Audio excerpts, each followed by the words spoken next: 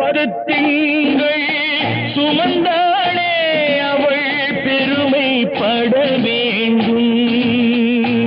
உன்னை பெற்றதனால் அவள் மற்றவராலே போற்றப்பட வேண்டும். கற்றவர் சபையில் உனக்காக தனி இடமும் தர வேண்டும்.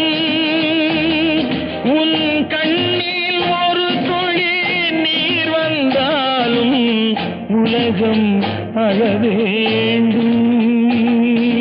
நான் ஏன் பிறந்தேன், நாட்டுக்கு நலம் என்ன புரிந்தேன் என்று நாளும் பொழுதும் வாழும் வரையில் நினைத்திடு என் தோழா. நினைத்து செயல்படு என் தோழா, உடனே செயல்படு என் தோழா.